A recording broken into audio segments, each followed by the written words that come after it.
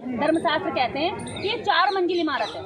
बाबा साहेब खुद अपने वॉल्यूम 14 में लिख कर गए हैं कि ये 4 मंजिल इमारत है, जिसके ऊपर सबसे ऊपर आता है ब्राह्मण, उससे दूसरे नीचे की मंजिल पर आता है क्षत्रिय, उससे नीचे की मंजिल पर आता है वैश्य, और सबसे नीचे की मंजिल पर आता है, चौथी मंजिल पर जो सबसे नीचे है वो है शूद्र।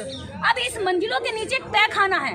तय खाना समझते हैं? जहाँ अंधेरा है, अंधेर गुफा है, जहाँ पर रोशनदान भी नहीं है झांकने के लिए, जहाँ बदबू ही बदबू है, जहाँ पर शोषण ही शोषण है, उस जगह पर रहते हैं इस भारत के दलित।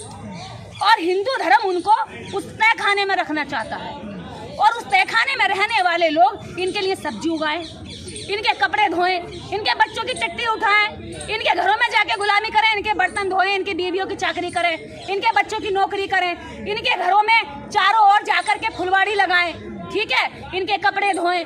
तो ये उस तय खाने में रहने वाले लोगों का इस्तेमाल अपनी सेवा और अपनी जी हजूरी के लिए करवाना चाहते हैं, इसलिए हिंदू धर्म को बनाए रखना चाहते हैं। लेकिन ये लोग तो कहते हैं कि ये छुआछूत की व्यवस्था है, ये मुगलों के द्वारा और अंग्रेजों के द्वारा फैलाई गई है, और आप कह रहे हैं कि वो लोग फैला दिए। अच्छा, अंग्रेजों के द्वारा?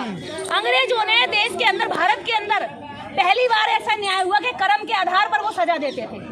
इन्होंने मुगलों को भगाने का तो आंदोलन नहीं चलाया, क्योंकि मुगलों के साथ इन्होंने अपनी लड़कियां दे दी, जोधा की शादी करा दी, अपना जजिया कर खत्म करा दिया। क्यों?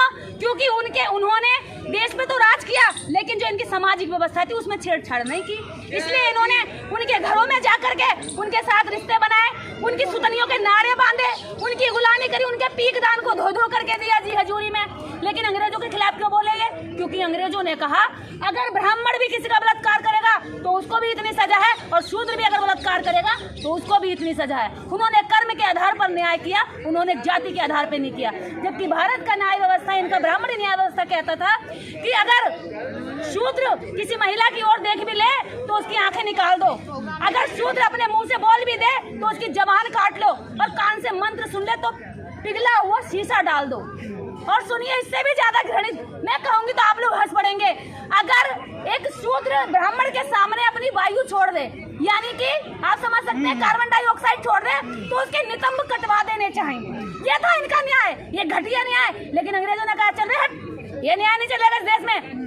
हम नहीं जानते तुम कौन हो भाई, कौन होता है ब्राह्मण, क्या होता है शूद्र, क्या होता है दलित। अगर तुमने लड़की की ओर को गंदी नजर से देखा तो तुम्हारे लिए भी इस कोर्ट में वही सजा सुनाई जाएगी जो दलित को सुनाई जाएगी। इसलिए इन्होंने अंग्रेजों के ऊपर कर लिया। अंग्रेज तो चलेगा, तुम छुआछूत क्यों नहीं खत्म कर रहे? अगर तुम अंग्रेज से कह रहे हैं, अंग्रेज को गए हुए तो 75 साल हो गए, तो तुम छुआछूत अब तक क्यों नहीं खत्म कर पाए भाई? छुआछूत खत्म करने के लिए जाति तोड़क मंडल लाहौर पंजाब में संतराम बीए जी एक आंदोलन करते हैं, और बाबा साहब अम्बेडकर अपना भाषण लिखकर भेजते हैं, जातियों का विनाश, एनिहिलेशन ऑफ कास्ट।